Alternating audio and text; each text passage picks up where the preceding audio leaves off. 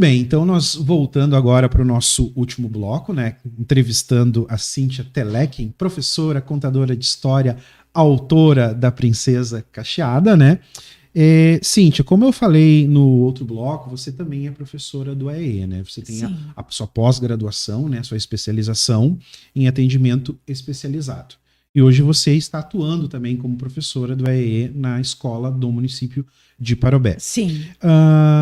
Conta para nós, assim, ó, o que acontece? Às vezes os nossos ouvintes, os telespectadores, eles não têm muito claro, assim, qual é a função, o que um professor de AEE faz no ambiente escolar, qual é as suas funções, qual é as suas atribuições. Explica para nós aí. Explico, sim. Até eu esqueci, na hora que eu me apresentei, disse da minha formação, uma coisa bem importante. Eu também, hoje, sou mestranda em educação. Que bacana. Sim. Que legal. E também eu quero ter ênfase, né, nesse meu mestrado, que é em educação, na parte inclusiva, né? Já que eu estou nessa caminhada. Já está, né? trilhando esse caminho, né? Sim. Bom, o AE, né, que é o professor que é do atendimento especializado, ele é um suporte na escola, na verdade, né? Ele é um professor que ele dá suporte aos titulares de turma, né? Os professores de turma, com os alunos de inclusão. Então, a gente acaba fazendo toda a parte de um atendimento com esses alunos e também um suporte para o professor poder trabalhar com esse aluno em sala de aula. Porque a ideia da inclusão é essa, né? Do aluno estar em sala de aula. Então, o professor de AE tem essa função, que é muito importante dentro da escola, porque os alunos que nós recebemos pode ter o mesmo, digamos assim, o mesmo CID lá no seu laudo, né? Alguns até não têm, mas, né, aqueles que já estão laudados, eles podem até ter o mesmo CID, mas eles são completamente diferentes, né? Então, a gente tenta trabalhar cada um com as suas diferenças, né, com as suas dificuldades, suas limitações. E a gente é um suporte, na verdade, né, para que esse aluno seja incluído de fato na escola, né? Perfeito. É o grande dilema, né? A inclusão de fato, né?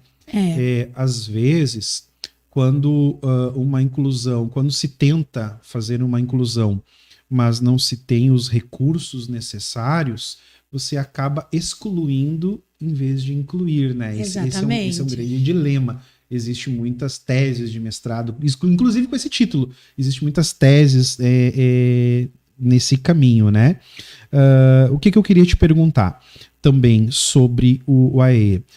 Quais são as principais dificuldades que você percebe no dia a dia, no fazer profissional, Sim, no fazer pedagógico ali do professor de AE? Deve ter dificuldades, né? Como eu disse anteriormente, nós do AE, nós somos o suporte, então, né, dentro da escola, e a gente que muitas vezes temos que confeccionar recursos para esses alunos, né, diferenciado, e às vezes é esses os impasses, né, para o material, para esses recursos, né, que são jogos ou né, outras materialidades. Então, às vezes é isso, né, esse impasse é bem... porque também, muitas vezes é do próprio bolso, né, que a gente tira. Claro, as escolas dão muito suporte também, né, mas a maioria das vezes a gente tem que fazer, né. Sim, no sentido, eu acredito, né, me corrija se eu estiver errado, né, mas eu acredito que também o próprio fato de buscar conhecimento, né. Também, com certeza. Você se depara com uma inclusão, por mais que você tenha a pós na área, mas às vezes você se depara com uma inclusão que você precisa estudar aquela inclusão. E, na verdade, todos os casos, né? A gente faz o estudo de caso de cada aluno. Porque, como eu disse antes, eles são diferentes, muito diferentes, né? A gente tem lá vários autistas, né? Que cada um tem suas diferenças um do outro. Então, a gente precisa estudar muito, né? A cada dia é um desafio, né? Cada aluno que chega pra gente é um desafio também. E além desses alunos, porque o nosso público-alvo do AE não são só os alunos que já tem um diagnóstico, mas sim aqueles que a gente está investigando também, sim. né? Isso é verdade. Porque os profs sinalizam, olha, a gente está percebendo, né? Então a gente vai para a sala, a gente começa a observar, e daí tem todo o trabalho de chamar a família, de conversar, né? De tentar... esse é um ponto bem interessante, que vale a pena a gente salientar. Bom, eu também sou professor da rede municipal, né? Às vezes, quando a gente percebe, né, aquele aluno está com dificuldade, N dificuldades, ou dificuldade em cálculos, ou dificuldade na área das humanas, né, de relacionar ideias, de juntar assim, as ideias e formular respostas coerentes, né? Então, isso acontece de forma bem seguida no fazer profissional, no dia a dia. E quem é o primeiro recurso que a gente aciona, né? São os professores de AE, a gente sinaliza, ó, professora A, professora B, de AE, estou percebendo que o aluno, o Pedrinho, o Joãozinho, estamos percebendo que tem algumas dificuldades, né? E a gente pede, faz uma sondagem, faz uma avaliação para ver se não tem alguma coisa, né? E aí a professora do AE vem nos dar esse suporte, né? E muitas vezes a professora de AE se depara, né, com aquela conclusão, assim, né? Não que a professora de AE fecha diagnóstico, não, né? Pode, nem né? pode fechar diagnóstico, mas ela faz os apontamentos, né? Sim. Quais os apontamentos? Sim, aparentemente tem alguma coisa que não está bem, né? E aí você tem que fazer toda aquela dinâmica de comunicar pais, chamar pais, conversar com os pais, porque os pais precisam, na verdade, então fazer essa busca profissional com outros profissionais, né? Sim. Por vezes com psicólogo, por vezes com psiquiatra, por vezes com neurologista e assim vai, né? Sim. Os profissionais. Nessa etapa, né, de investigação e nessa etapa de comunicar os pais, como é que assim, via de regra, eles recebem isso?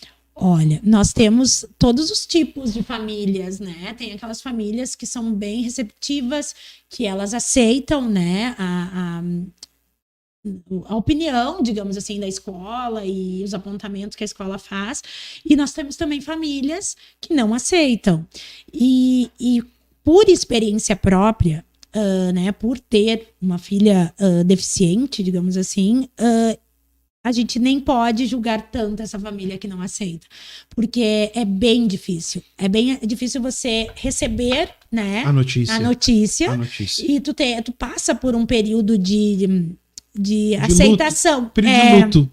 Isso. E eu passei por isso mesmo estando dentro da educação, lidando com todos os tipos de crianças, né? Porque eu já vinha numa caminhada como prof, quando eu soube da minha filha, e assim, mesmo assim foi difícil. Então, assim, eu sempre coloco isso, assim, nos lugares por onde eu passo e converso sobre isso, que a gente não deve apontar essa família, julgar essa família que não aceitou num primeiro momento. Porque uma hora a ficha cai. Às vezes demora um pouquinho mais, às vezes um pouquinho menos, mas uma hora tu se dá conta, né?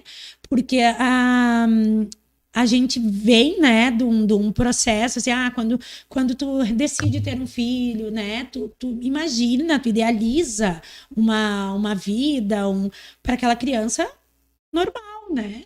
E assim, quando se depara com uma deficiência ou com uma dificuldade maior, daí tu tem que enterrar aquele filho, como já me colocaram isso na época, quando eu recebi o diagnóstico, tu acaba enterrando aquele filho perfeito, entre aspas, e tu tem que aceitar esse outro, né, que tá chegando para ti, né, com muitas dificuldades que ele vai ter, porque assim, a mãe... eu digo sempre mãe, porque a mãe geralmente é aquela que tá do lado, que vai correr atrás, que vai... A mãe tem que... É uma luta que é diária, né? Então, a mãe tem que estar muito bem estruturada também para isso. E essa é uma bandeira que eu levanto hoje como AE, assim, do acolhimento dessas famílias. Então, quando eu cheguei na escola onde eu estou hoje como AE, eu disse que eu queria tentar acolher primeiro as famílias, né, para daí, então, começar o trabalho. E graças a Deus eu estou conseguindo fazer isso, né? Legal. Claro, e levando a minha experiência como mãe também. Porque às vezes os pais que são, né, de crianças com deficiência, eles acabam não aceitando muito uma opinião, porque, tu não sabe o que eu passo, né? No seu caso é o contrário. É o contrário, Você né? tem um exemplo vivo em casa. Vivo e foi muito bom, tem assim. propriedade para orientar, propriedade para... E eu sei o quanto cada detalhezinho é importante, né? Para aquela família, assim. Porque, assim, são momentos... Cada fase da criança é uma fase, cada momento que eles vivem ali, a gente tem que estar sempre se readaptando, né? Então, eu tô gostando muito dessa parte também, de acolher essas famílias, de conversar, de trocar uma ideia, né?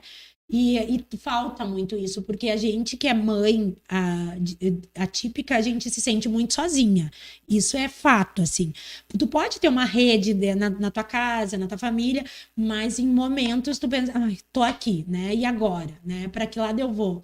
Então, esse é um trabalho que é pessoal, assim, é meu, né? Um objetivo meu de tentar estar acolhendo essas famílias mesmo, assim, né? E tá sendo bem bacana nesse sentido, né? Que legal, Cíntia. Eu te desejo muito sucesso nessa caminhada, tá? Como a gente vem falando, né? Tu tem propriedade para fazer esse acolhimento, para falar com as famílias, Sim. né? Pelo tempo que você já tem com a sua filha, né? E isso é muito importante. Eu acho que a partir do momento que tu coloca isso para as famílias, eles quebra várias barreiras, as portas se abrem, as pessoas começam, não, mas então realmente tu, né? Você não está falando sem saber do que está falando. E isso é muito legal. Eu acho que tu vai ter muito sucesso nessa área da inclusão, né? Já está tendo, né? O primeiro passo é buscar, é se capacitar. Isso tu já está fazendo. Sim. Né? Então, eu acho que tu ainda vai ter muito êxito nessa caminhada. Então certo, Cíntia?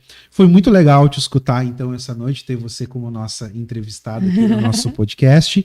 E nós vamos encerrar com uma história. Com certeza. Tu conta uma história para nós? Conto, sim, com certeza. Então, tá joia.